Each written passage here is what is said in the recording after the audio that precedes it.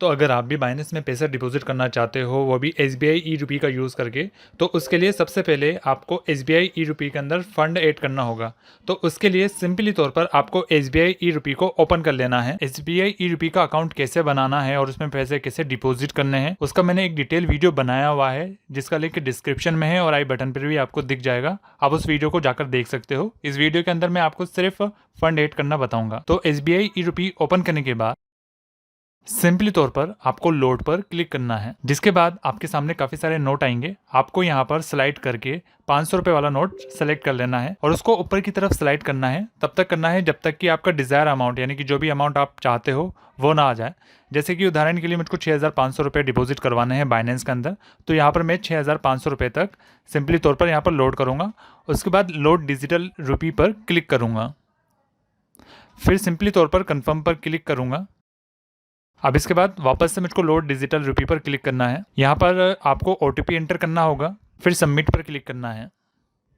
उसके बाद आप जैसा कि यहाँ पर देख सकते हो कि सक्सेसफुली हमारा जो फंड है वो यहाँ पर ऐड हो चुका है। अब हमको ये चेक करना है कि ये फंड हमारे अकाउंट में आया है या नहीं आया है, तो इसके लिए आपको होम पर क्लिक करना है। उसके बाद आपको सिंपली तौर पर करंट बैलेंस पर जो आई का निशान है उस पर क्लिक करना है। अब जैसे कि आप यहाँ पर देख सकते हो कि 6,500 रुपये हमको यहाँ पर भी शो हो रहा है, यानी कि हमारा जो फंड है वो सक्सेसफुली ऐड हो चुका है। अब सिंपली तौर पर हमारा जो अगला स्टेप होने वाला है वो होने वाला है बाइनेंस में पैसे डिपॉजिट करना। तो सबसे पहले आपको बाइनेंस को ओपन कर लेना है, फिर उसके बाद आपको ऐड फंड्स पर क्लिक करना है। अब यहाँ पर आपको सिंपली तौर पर P2P पर क्लिक करना है।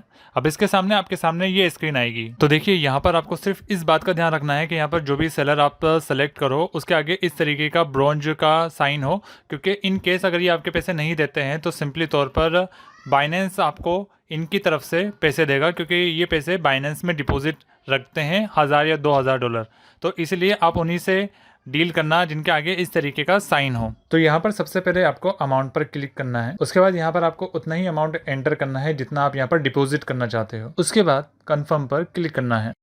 उसके बाद आपको यहाँ पर वही सेलर देखने को मिलेंगे जो उस प्राइस रेंज के अंदर यूएसडीटी सेल करने को तैयार है। अब यहाँ पर किसी भी सेलर को सेलेक्ट करने से पहले आपको इस बात का ध्यान रखना है कि आपको उसके जस्ट अपोजिट में इस एरिया के अंदर डिजिटल ई रुपी देखने को मिल जाएगा।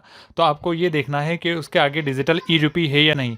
डिजिटल ई रुपी है तो ही आपको बाय पर क्लिक करना है, अदरवाइज आपको उसी सेलर को सेलेक्ट करना है जिसके आगे डिजिटल ई रुपी लिखा हो। तो ये वाला सेलर मुझको सबसे सस्ते रेट में यूएसडीटी दे रहा है, इसलिए मैं यहाँ पर बाय पर क्लिक करूँगा। तो यहाँ पर प्लेस ऑर्डर पर क्लिक करने से पहले आपको दो बातों का ध्यान रखना है। पहला कि जो सेलर है उसके आगे ब्रोंज लगा हुआ है या नहीं, जो कि मैंने वीडियो की शुरुआत में आपको बताया था। तो सबसे पहले हम सेलर को चेक करेंगे कि उसके आगे ब्रोंज है या नहीं। तो जैसा कि आप यहाँ पर देख सकते हो कि इस सेलर जो कि जिसका नाम है क्रिप्टो किंग, इसके आगे ब्रोंज लगा हुआ है। ब्रोंज मर्चेंट का मतलब होता है, यहाँ पर लिखा हुआ है कि डिपॉजिटेड है इसके अकाउंट में 2,000 डॉलर। इसके अकाउंट का मतलब इसके बाइनेंस के अकाउंट में 2,000 डॉलर डिपॉजिटेड है।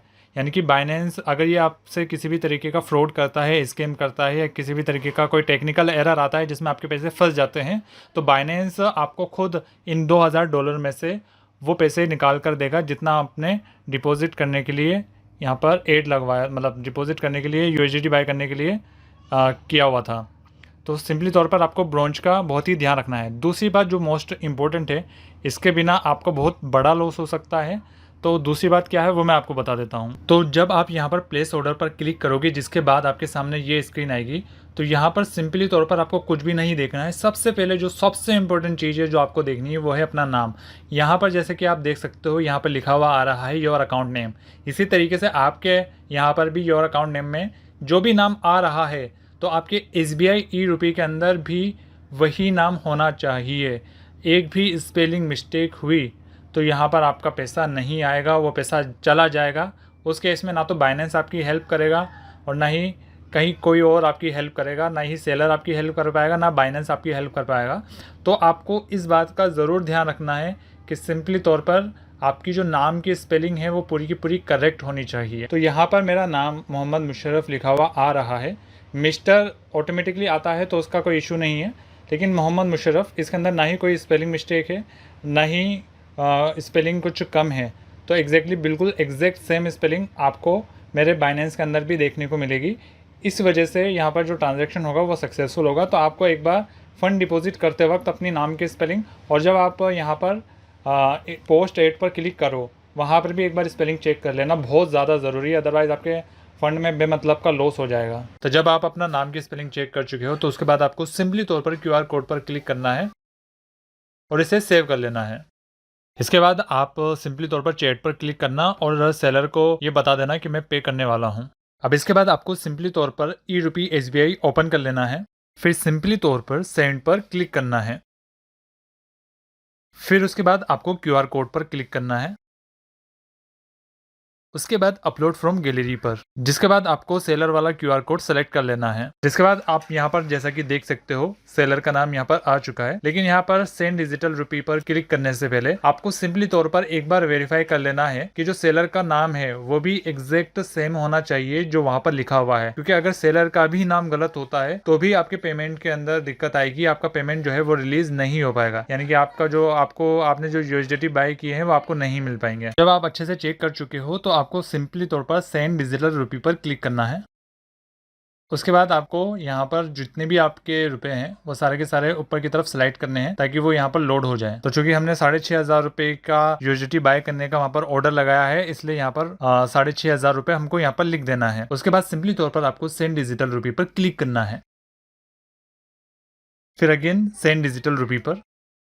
उसके बाद यहाँ पर आपको सिंपली तौर पर अपने 6 डिजिट का वॉलेट पिन एंटर करना है, फिर राइट पर क्लिक करना है। इसके बाद आप देख सकते हो कि ट्रांसफर कंप्लीट हो चुका है। इसके बाद यहाँ तक आपका काम कंप्लीट नहीं हुआ है, क्योंकि यहाँ पर आप जैसे स्क्रीनशॉट लेने की कोशिश करोगे तो स्क्रीनशॉट आप नहीं ले पाओगे। तो उसके लिए आपको सिंपली तौर पर शेयर पर क्लिक करना है, फिर उसके बाद सिंपली तौर पर व्हाट्सएप बिजनेस पर क्लिक करना है, जिसके बाद आपको सिंपली तौर पर जिस भी व्हाट्सएप पर आप इसको शेयर करना चाहते हो उस पर शेयर कर देना है।